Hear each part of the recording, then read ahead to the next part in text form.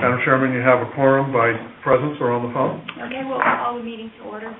And first of all, could we just call the roll so we know who's on the telephone? Alderwoman Cruzen, not present. Alderman Cone, not present. Chair Stouter? Here. Commissioner Bradley? Here. Powers? Present. Commissioner Peoples? Hi, here. Commissioner Brown, not present. Commissioner Jay? Here. Commissioner Spade? Here. Commissioner Vizentainer? Here. Thank you. Don, we have a little change in the agenda. We do. Discuss. We have one item that has dropped off, so we'll have two presentations by staff. Dick will do the first one, Roman will do the second. But in the interest of a couple things, Madam Chairman, I'd like to do something just slightly different because we have so many people on the phone. If we start with Mary and go around the outside of the room, if everybody would introduce themselves, let's hear. Okay. Mary Hart Burton, I'm the zoning administrator for the city of St. Louis. Good evening, my name is Sierra Thomas. I'm a graduate student from Springfield District of Missouri. Your son? My name is Lorraine Nunley, and I'm an intern with PDA working with cultural resources. Owen Frill, planning. Vic Zaraga, planning and urban design agency. Todd Taylor, planning and urban design agency. Ivy Clay, I'm PR director for SLDC. And she covers the planning commission for us. Tom Jerry, I'm an attorney with Spencer Planning. Ramona C. Scott, TrailNet, and lifelong Gradyville voter and resident. And Ramona, I see everywhere. Everywhere. I've never seen her here before, but she's always in a company of a bicycle helmet. Okay. And more often than not, with a grandchild. Yes. And so I think you're here to see us, but you also want to invite us to something on We're Saturday? meeting on Saturday, yes. What's happening on Saturday? It's a route walk meeting. We're looking at putting a greenway in the Gradyville neighborhood, and we're doing like a sample walk. I want to get everyone's input on if it'll be a safe place and so forth. And the city has an initiative where we're certainly trying to understand utilizing bike trails and other types of bikes on the routes, on the city routes and off course. So We're looking at three areas: Dutchtown, Forest Park, and the Gradyville neighborhood. And I'm in charge of the Gradyville neighborhood. Could you make sure that all the commissioners get sure. information? Thank you. I've got some, I can make a PDF and send it to. That's what we'll do. Great. All right. So, Madam Chair. Patrick Brown has just joined us for those on the phone. With that, we'll want to get rested for her bicycle trip home. Am I allowed to say this? What? I can say this. Oh, absolutely. Sure. So, Madam Chairman, Okay. Thank you. All right. Thank you. First item on the agenda is approval of the minutes from the October 1st meeting. They were distributed in the mail to everyone, I believe. There's been a motion by Patrick Brown. Second. Jay. Does anyone have any corrections or additions to the minutes? If not, there's been a motion. Could we read the roll, please? Sure. Chair Stouter? Aye. Commissioner Bradley? Aye. Commissioner Powers? Aye. Commissioner Peebles? Aye. Commissioner Brown? Aye. Commissioner Jay? Aye. And Commissioner Spade? Aye. And Commissioner Vizentainer? Aye. And the motion passes with all present voting yes. Okay, great, and we'll move on to our item number 3 in our action item. Dick's going to take that. I'd like to explain the item that we're dropping later on. There's a handout for the people that are at the meeting, and basically it's the applicant, LCRA, and the alderwoman all knowing that they do not want to go forward with the Chapter 99 redevelopment plan because they have private financing and don't need the tax abatement. So all three parties have asked that we take it off the agenda.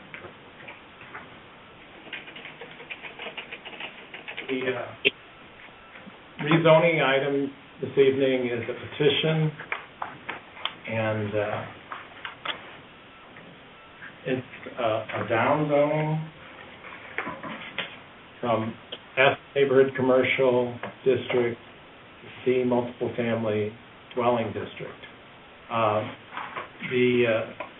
The overall site is a proposed charter school called Eagle College Preparation School, and Tom Jerry, the lawyer from Spencer Fane, is here representing the school. So after we're done doing the presentation, he will be available and I will be available to answer questions. This is 2 parcels on Arsenal, and it's just a half a block west of the intersection of Troy, Pennsylvania, Arsenal.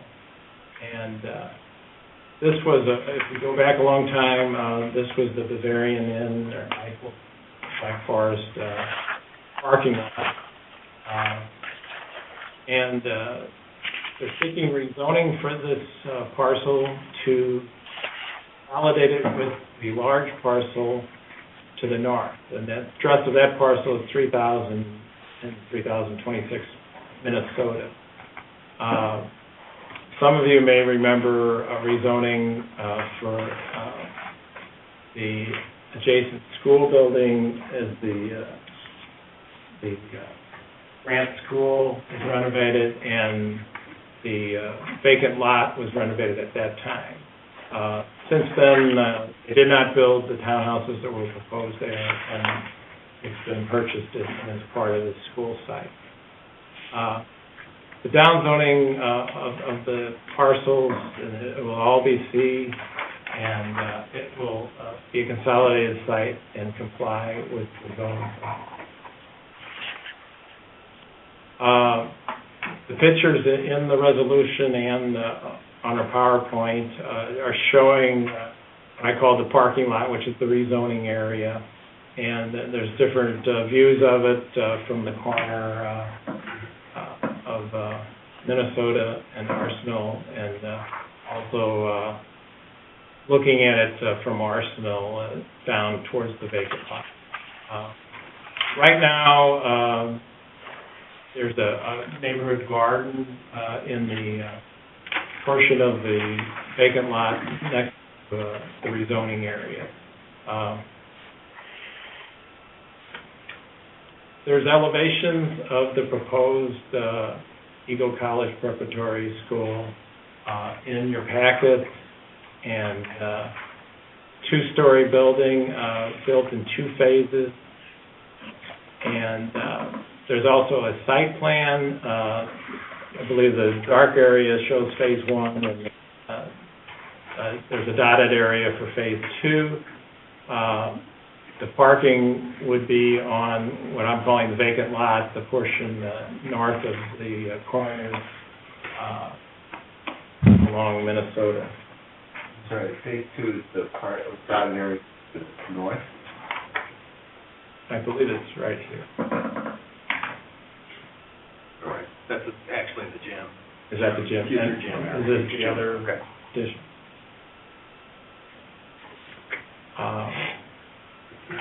Then there's floor plans, I believe, for the first phase. And the existing zoning is F neighborhood commercial. The common zoning along Gravois and also on Arsenal going east from this rezoning site.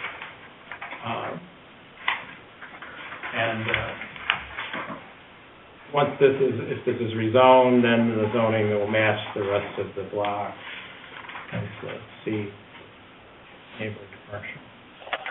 There's also photos of the vacant lot, the portion that's near Grant School Apartments, and the surrounding residential buildings on Minnesota.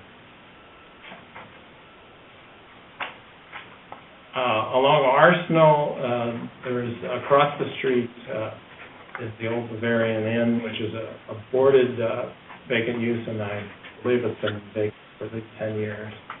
To the east are mixed-use buildings, there's an auto body shop in the lower one-story building, and then a tea place and commercial businesses on the corner. And also across the street is a used car lot, which is also, there's another one across the street that's the same business. There's 2 lots there for Taylor used autos. And the final site is to the west of the rezoning area at 3101 Arsenal, and that's a restaurant that just recently opened up. The strategic land use plan, this area, this kind of this node near Gravois and Arsenal is neighborhood commercial development, similar to the neighborhood commercial zoning. The remainder of the site and the block in the neighborhood, in fact, is neighborhood preservation, and we're asking to use the adjacency rule so that this whole site would be judged under neighborhood preservation area. And the neighborhood preservation area encourages institutional uses that cater to the needs of the neighborhood. So we think this is a good fit, and of course it's bringing a school back to the block. The school became residential, now residential zoned land is going to become a school. The zoning administrator stated that given the proposed development provides new educational opportunities both for the immediate area and surrounding neighborhood, and by this rezoning we're bringing it into conformity with the zoning code and good zoning practices, and there's a basis for this, which is a more restrictive zone, a downzoning, that is appropriate and would enhance the general welfare of the city. I'd be glad to answer questions, and Tom Jerry is here also. Are there any questions from any of the commissioners to Dick or Mr. Jerry? Who's the sponsor of the school? I'm glad you asked that. It's Educational Enterprises, Inc., which is a national developer of charter schools. And you may remember that they're the developer of St. John's Charter School that's at Morgan Ford and Chippewa. That was a rehab project they did just 2 years ago. And the reason they're interested in doing this is they immediately got full subscription for that school. They thought the rollout would be 3 years. It was 1 year. What age group is this school for? It's like a mid-school, so there's, I think it's, ages would be roughly 8 to 14. It's usually the college prep. It's not a high school facility. It's more of a pre through mid-school type situation. Do we have a question from somebody on the phone? No questions for me. Just an observation that it's such a small school on such a small site, and if it's successful, there's just no wiggle room. They do have these other phases, and I just briefly checked them. For buildings, right.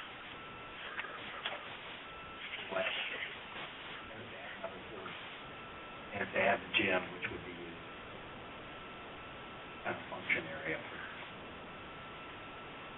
And one of the things I've noticed with charter schools is, many schools these days, there's not a massive geography for sports fields. Yeah, that's not really their mission or their focus. Yeah. And I think that they seem to really know their business, and they focus on the side. And I think that constitutes their idea. And the timing for this? It will be virtually immediate. They want to get into the ground as soon as possible after the first and on.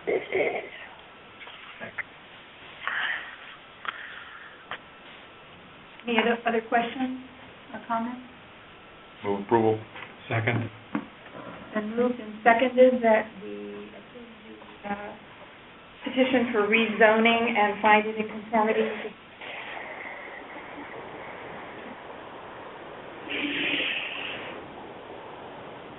We read the roll, please.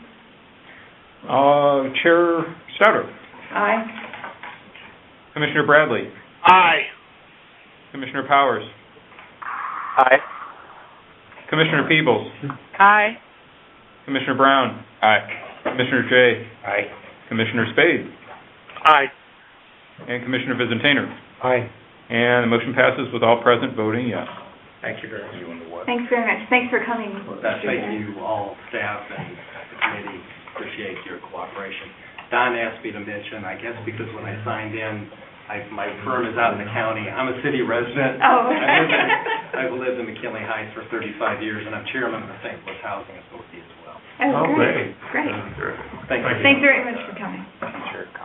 And the next item we'll go to is, Roman's going to take us through that. Yes, good evening, Madam Chairman and members of the Commission. This is a proposed amendment to an existing Chapter 99 blighting study and redevelopment plan. The original Hyde Park Scattered Sites 6 redevelopment plan was reviewed by the Planning Commission about a year or so ago, in October of 2013, and it was subsequently approved by ordinance at the Board of Aldermen. The original redevelopment area is about 3 acres in size. It consists of 26 scattered site parcels, so they're scattered primarily south as well as west of Hyde Park. The existing uses are 13 vacant buildings and 13 vacant lots, and what was proposed at that time was Blair Homes, which consists of the rehabilitation of 8 of those buildings, the demolition of the 5 remaining buildings, and the construction of 16 single-family buildings. The prospective developer is ND Properties, LLC, and Blair Homes, LLC. ND Properties, LLC is affiliated with ND Consulting Group, which has been doing some consulting work in the Hyde Park neighborhood, which has led to the construction or renovation of about 250 housing units in that neighborhood. I was expecting to have Ken Nurnberger of that firm here tonight, and hopefully he'll show up before the end of the presentation. Unfortunately, this development project wasn't able to secure financing and wasn't able to proceed. The state's Missouri Housing Development Commission requested that the development project be concentrated in a single area as opposed to the previous scattered site approach, and that it focus on new construction as opposed to renovation. So the developer at that point searched around and found a new site.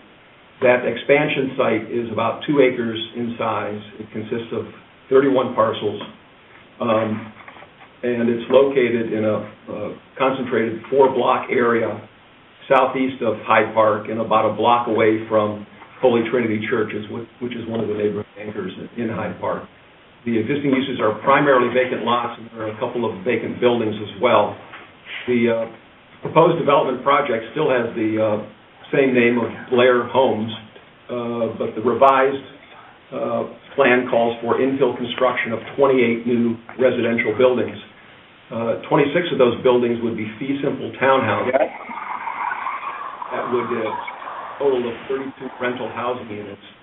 And after a period of 15 years, the existing tenants would be eligible to purchase their units. These are some photos of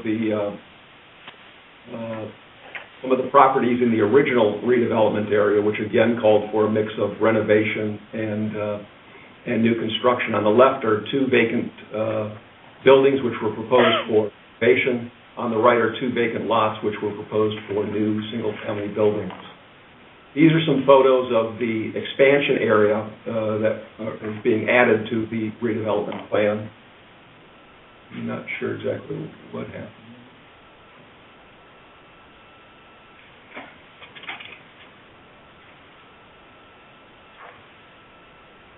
I know. I wiggled the wire with my elbow. Can you wiggle it back the other way?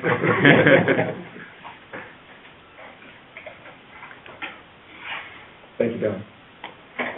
He's thanking the other Don for this. Yes, Don Taylor, our technical guru. These are some photos of the vacant lots that are in the expansion area. As you can see, they have some small signs in front of them that are showing where the proposed townhomes would be located. Again, these are some additional vacant lots where townhomes would be constructed as part of this amended redevelopment plan. In terms of adjacent properties, these are some of the buildings that are located adjacent to the expansion area. On the left is a two-family building with some Halloween decorations still left up, and a four-family building that was recently converted into a three-family. This is a site plan that was submitted by the prospective developer. It shows what's being called out for in this four-block area. The 28 buildings are shown in red, and as you can see, most of those buildings are attached townhouse structures. These are the proposed front and rear elevations for a sample. Oh, come on. Oh, shut it down. No, I didn't do that part. It's a pair.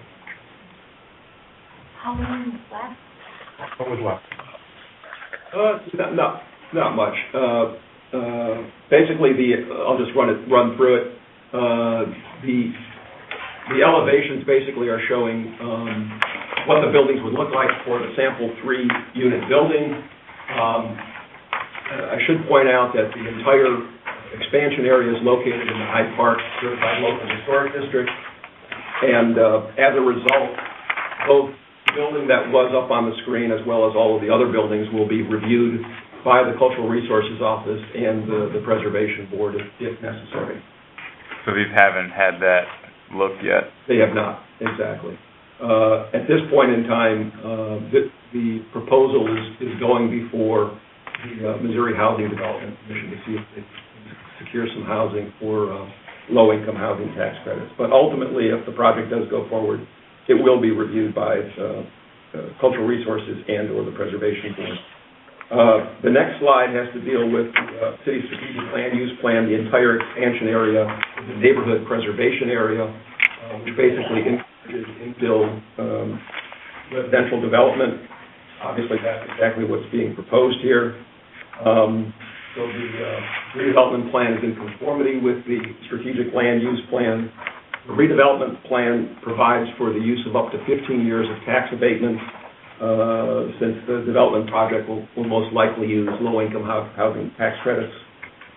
No eminent domain is envisioned, as the prospective developer either owns or has options to purchase the properties, and staff is recommending approval of the amendment to the Hyde Park Scattered Sites redevelopment area. I'd be happy to answer any questions. It doesn't look like Ken made it. So the state requested that the rehab part of the project be excluded, and the control of those buildings is still with the LRA? My understanding is that the prospective developer either owns or has options on all of the units, or on all of the properties. And the request for a sort of revamping of this redevelopment plan was at the request of MHDC, which wanted to focus in on a concentrated area and also a focus on new construction as opposed to renovation. There's been a lot of renovation that's been going on in the neighborhood, but I guess they've changed their focus. The balance of the property, this is an addition to the existing redevelopment area, all sort of scattered, but this is now a concentration. The remaining parcels that are in the redevelopment plan are either owned by the developer or LRA. And this development team, like Roman says, has done over 250 units in Hyde Park, so they're the experienced team here. And the original redevelopment area has not been forgotten. They're going to be pursuing other financing opportunities for the renovation and or new construction of those existing parcels. And one of the development projects was lots of single-family homes and row houses, but also they did a really challenging school in the midst of Hyde Park. Michelle Duffy is Ken's partner, and she's been here several times. Is this their first, and this is, maybe you don't know, is this the first new construction project? Have all the other ones been? They've done both. So I'll give a commercial if you want. Many of you know that I'm fairly early to this part of the woods, enjoy coffee. There's a new coffee shop, a relatively new coffee shop in the Hyde Park neighborhood at the corner of Blair and Salisbury, across from Hyde Park and the fire station. And if any of the commissioners like to take me up and buy you a cup of coffee and a muffin, happily meet you there and show you around this neighborhood. It's one of those challenged historic districts, but this developer has done things of scale, and there's also been a number of smaller guys that have worked, including the building where this coffee shop is, corner building, long vacant LRA building, in the historic district, had a particular claim to fame, and it had a 3-story outhouse in the back. And there really was a diligent effort to try to save that, but they crapped out on saving it.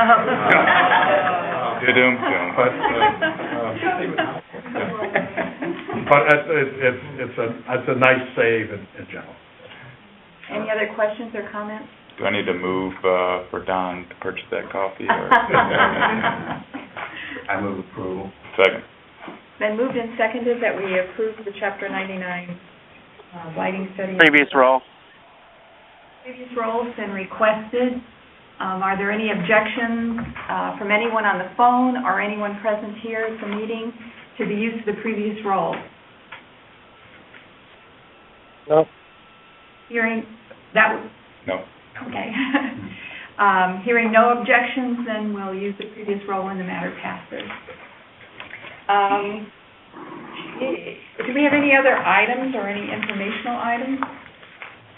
We have the usual delegated items, but there are no other action items for tonight. Does anyone have any of the commissioners have any questions on any of the delegated items?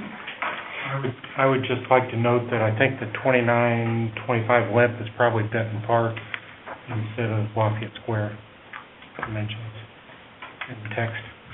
I think you're damn right. Yeah, right. Anyone else have any questions? Says the Lafayette Square resident. The expert. And I have a son that his daughter lives about a block from there on Limp. Any questions about the street vacation? Don, can you talk a little bit about the Booth Homes building? That's on the... I just have that in front of me. 1011 Yeah, I know that. It's just kind of like an oddball downtown with the former youth and everything. That's about sums it. Yeah. It's a squeezed-in small building, and it's small building, but the renovation is going to be over the total development cost is going to be over $1 million. They're seeking redevelopment for the tax abatement, and we just made note of it and gave you a little bit expanded photograph and basic details because it's over $1 million. Sometimes you just know fun, quirky facts about things. I've been gone, so... Didn't know if there are any on this one. All right. We will next month, and we will have a meeting on December 3rd. Early in the month of December, we're trying to make sure we get things to the Board of Aldermen for December action. There's going to be under an acre that's going to have eminent domain as part of it, so we'll bring that to you for a full-fledged vote. And you'll make sure we get information ahead of time. Yeah, there'll be some things to read. Okay. Any of the commissioners have any new business? And I assume there's no need for an executive session. Nope. Okay. And anybody that didn't say new business, meaning they wanted a coffee date with me, can call me or email. Okay. Thank you. I'd entertain a motion for adjournment. So moved. Second. Been moved and seconded. All those in favor signal by saying aye. Aye. You're adjourned. Thank you. Thank you.